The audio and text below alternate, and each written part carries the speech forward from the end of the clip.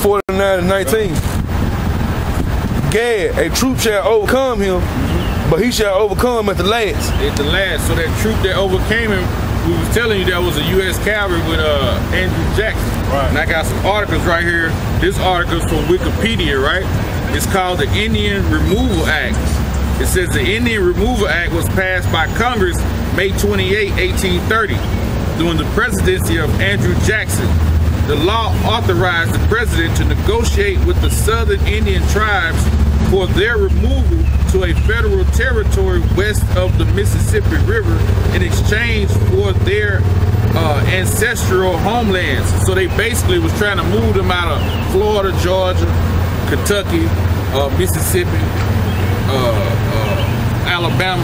They were trying to move them out there and get that land. They was trying to move them way out there to lands that were less fertile. Wyoming, South Dakota, the land with a lot of hard land, and they were trying to move them out there and stuff. It says the act enjoyed strong support from the non-Indian people of the South, who were eager to gain access to lands inhabited by the southeastern tribes. It says Christian missionaries protest against the law passage. In the early 1800s, the United States government began to systematically effort to remove Native American Indians from the southeast.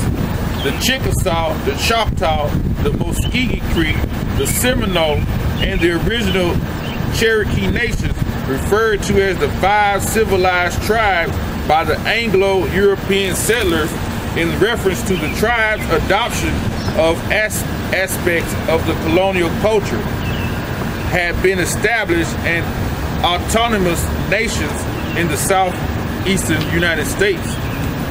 It says this acculturation proposed by George Washington was well underway among the Cherokee and Choctaw by the turn of the 19th century. In an effort to assimilate with white American culture, Native people were encouraged to convert to Christianity. Oh my goodness. Learn to speak and read English. Oh my goodness. And adopt European styles, economic practices, such as the individual ownership of land and other property, including some instance ownership of African slaves. I wish they did that to survive, man. Yep. They did that to survive because Esau was gonna wipe them out, man. So you had, I had the Gad Cherokee, that were doing that, but Esau was gonna wipe them out if they didn't do it. It says it happened. It says during the 1800s, the resident of white settlers towards the Indians and the discovery of gold fueled the American government to take action in the Indian Removal Act of 1830. This removal came to be known as the Trail of Tears. During the early 1830s, nearly 125,000 natives cultivated and lived upon the southeastern part of the United States. White settlers grew hatred and bitterness towards the natives as their customs were different to the customs of white settlers. The natives embraced the customs of white settlers by persuading them to Christianity and learning to dress, speak, and read English. Damn! Hold on, slow down. Let's see if the native, let's see if they were keeping their customs at first. Slow down. This in that book James did. Right? Right. Slow down. Man, this right on point. Gotta be like me. I want to dress like you. Now you gonna tell me what to do, but you ain't got no sense to wash your ass. I have about 2 more sentences. Go ahead. It says, as these white settlers wanted to make money, the southeastern lands were making the native civil and wanted the lands at any cost. These settlers did not care for the natives. They harassed, vandalized, and destroyed Indian property in efforts to drive the Indians off the land. Now let's see if they was keeping the law. Let's see if the natives was keeping the law. Back in this book right here. Okay? Now we just read what? Numbers 15 and 36 on down, right? And then we read Matthew 9 and 19, well, who the world in regard Jesus was keeping it. You know what I'm saying? The customs and keeping the covenant. Okay? Go ahead. All right, starting at the end of page 189. What's this? Additional testimony. They are also famous for painting, and their common dress is a flannel garment or mantle ornamented on the upper edge by a narrow strip of fur, and at the later end by fringes or tassels. What? Over this, which reaches to the knees, is worn a small cloak of the same substance, likewise fringed at the lower edge. Every reader must be reminded by this of the fringes and tassels of the Jews on their garments. Hey, show it to them, because they're going to say you made it up. They're going to say you made it up. See what I'm saying? So here it is. Esau is forcing that Christianity madness, right? On the tribe, on Gad, and Gad was keeping the custom. Hey man, it was time for prophecy to be fulfilled, man. They was going to be discontinued from their heritage. Which went to Jeremiah the 17th chapter, man. Okay? Matter of fact, the brothers want to get that. You see? And just like he was reading, they were forcing that Christianity madness on them. It was prophesied. Even Jeremiah was going to discontinue from his heritage, man. I get it. Jeremiah 17:4. And thou, even thyself, shalt discontinue from thine heritage that I gave thee, and I will cause thee to serve thine enemies in the land which thou knowest not. For ye have kindled a fire in mine anger, which shall burn forever. See that for a long time, man. So they was gonna lose it, man. They was gonna lose it. We lost it. Okay? They was gonna lose it, man. Jeremiah was gonna lose it. He was gonna lose everything, man. About who he was, everything, man. About the heavenly Father in his name, he was gonna lose it, man. See? Get back to the article. It says, eventually the United States government stepped in and stated to pass laws in which it restricted and limited the rights of the Indians in hopes that the Indian tribes would leave the land so that the white settlers could cultivate it. Although many whites pro-removal, not all were in support of the unfair acts to the Indian tribes.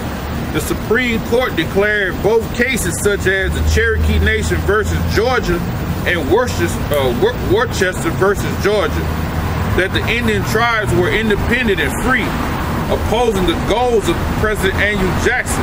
The president ignored the decision. It says that President Andrew Jackson ignored the decision of the Supreme Court and decided to begin to process the removing of the natives by signing the Indian Removal Act. Despite the efforts of the natives to oppose the removal and remain in their lands, President Andrew Jackson ordered troops to begin the removal in 1837. And he knew that was Israelites. He knew that was Israelites. I forget who he sent the letter to over there back in Europe, but he sent the letter recognizing that they was Israelites, man. He knew it, man. Andrew Jackson, man. And then they trying to put what's her name, Harriet Tubman, on the $20 bill, right? To confuse Jake, so he'll trust in this society, man. Thinking he got hope in this society, man. They going after the women, man. Just like in the garden of Eden, right? Who did the serpent go after? Eve. You see? So ain't nothing new up under the sun. That serpent was a so-called black man, but so-called black man, but he got hit. He got hit with leprosy. Okay? He got hit with leprosy during the time of Cain. That same spirit that was in Cain, and that same spirit hit Esau. Okay? And Esau back here doing the same thing, going after the so-called black woman, Judite woman, because she the head tribe. Okay? He doing the same thing. to have us trusting in society. All that go back to that Willie Lynch letter, man. All of it go back to that, man. Ain't no hope in America. See, when the black woman, so-called black woman, see the Harriet Tubman on the money, she gonna trust more and more in this system, and teach her children to go to college and go to school when it ain't no job. Continue to serve the so-called white man. So it's all an illusion, man. That's right. You know what they doing, man. On the left-hand side, okay? They all about deception, man. They all about deception and keeping Israel in a ball of confusion. But the Most High, Yahweh Shemel Shai, is waking Jake up, man. That's right. You see, through the Spirit. 15 years ago, we didn't know nothing about no Israelites. You see what I'm saying? 15 years ago, we couldn't go into the tribe, Genesis 49 and break it down. Hell no, man. 15 years ago, we was all on some bullshit. Con. You know? Go ahead. Go back to Genesis 49 and 19, read that over. All right. Give me Deuteronomy 33 and 20. All right, Genesis 49 and 19. Gad, a troop shall overcome him, but he shall overcome at the last. It said a troop shall overcome him, but he shall overcome at the last. But Andrew Jackson, you know, they went against basically the Supreme Court and their decisions, and he brought in the military, which was a martial law movement. And brought in and started destroying Gad, man, and moving them way out there to them reservations, right? Right? And he said he shall overcome in the end, right? But right now, Gad owned a lot of casinos, right? So he's starting to overcome a little bit, but in the end, basically, we read Micah 5 and 7, we're going to get a chance to get our hands around the next Esau, man. Well, we can't even do nothing. He really can't even do nothing with that, because guess what? That's fair reserve, no. Yep, can't do nothing with it. Esau be ripping them off on the casinos. Esau be a majority owner in most of the casinos. They be private. Probably, they be ripping them off. Putting their name. They got to look up the special computers. Man, hey, Jake in slavery, man. Go ahead, what you got? This is Deuteronomy chapter 33, verse 20. Chronicles 5 and 18, hold that over. Go ahead and read that. Go ahead. And of Gad, he said, blessed be he that enlarges Gad. He said, blessed be he that enlarges Gad.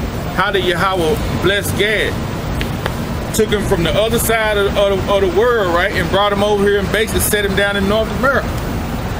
And Gad basically had North America and Canada. This a large landmass. You talking probably 4,000 miles by 4,000 miles. You know, it's a large landmass. He set him down, and then what Esau do? Came over here. Like you said, it was prophecy. It was prophecy, man. That he had to come over here and destroy Gad, man. You know. Go ahead. He dwelleth as a lion. He dwelleth as a lion. Go ahead. And teareth the arm with the crown of the head. You say teareth the arm. What that go into? When you cut your wrist or your hand, and that goes into the ritual of the blood brothers. That's what that's talking about right there. We used to do it when we were little kids. Hell, we didn't know what the hell we were doing and shit. You cut yourself, your little homeboy cut himself, y'all put it together, then lick the damn shit. But you know that's what that's talking about. They read that again. And of Gad, he said, blessed be he that enlarges Gad. He dwelleth as a lion and teareth the arm with the crown of the head. Crown of the head. That's the hat the chief be wearing right there. God. You see that hat right there? That's what the chief wear. And that's just the top head dress. That's probably like a young brave, right? The one that just like that. That's probably what a young brave wear. The chief heels come all the way down to the floor. Yeah. You know. Go ahead. Any more on that? Something else. It's some more now. We got Gad. Right. Verse 21. And he provided the first part of himself, because there in a portion of the lawgiver was he. Reason why it's saying that, the reason why it's saying that, because you got to remember, Rehoboam kicked out all the priests. Kicked out all the Levite priests, right? And then Gad became a lawgiver. Yeah, he started letting all the tribes be their own lawgivers. Yeah, it started. So that's why it's saying that. That's why it's saying that, because all the tribe became lawgivers. Okay, because the Levites wasn't wasn't not all the Levites were there. You probably had some that came over here. You know what I'm saying? He pushed them back down to the southern kingdom. To the southern kingdom. You know what I'm saying? But you probably had some. You probably had some that came over here. You know what I'm saying, with them. But majority of them went with the southern kingdom. That's why you see all the tribes have their little different rituals. Because they their own lawgiver, they had their own different little rituals how they do things. Yeah. Go ahead. But you know, we're gonna come back to the law and the Lord put in our inward part. We're gonna all that Kuko Khan and that voodoo, all that's gonna be cut out. That on the left hand side, we're gonna come back under these laws and statutes the right way, man. Jeremiah 31:31, Hebrews 8:8. In a portion of the lawgiver was he seated, and he came with the heads of the people. And he came with the heads of the people. So other tribes came with him. Okay? Other tribes came with him. Go ahead. He executed the justice of the Lord Yahweh and his judgments with Israel. There you go. Plain. What you got right there? This 1 Chronicles 5 and 18. 12 and 8 on Chronicles. The sons of Reuben and the Gadites and of the half tribe of Manasseh of valiant men. Valiant men. So they were warriors, right? Gad were warriors, right? That's why Gad, when they went to battle, they used to paint their faces like to look like lions, to be intimidated. All right, to edify that. Edify that. I'm gonna show you what the brother was talking about. Like this right here. Read it again. All right, this 1 Chronicles 5 and 18. The sons of Reuben and the Gadites and the half tribe of Manasseh of valiant men. Valiant men, the warriors. Men able to bear buckler and sword. Bear buckler and swords. And to shoot with the bow. Shoot with the bow. And skillful in war. Skillful in war. Were 440,703 score. And they went out like to war. You said, they used to always paint their faces, right? To resemble like different animals. Like right there, that's like a lynx, right? Now check this out. You gotta read that caption. I think it's one of them. You see how Gad painted his face right there? It's a sculpture, 1978. It says, this work entitled Dress to Kill portrays an Indian warrior painting his face prior to taking the warpath. Facial paint was designed both to protect the wearer and to frighten the enemy. Cause that when you go into like art, there you go. When you go into that art, when you paint like a picture, an abstract picture, when you use black and red, that symbolizes death and anguish. Like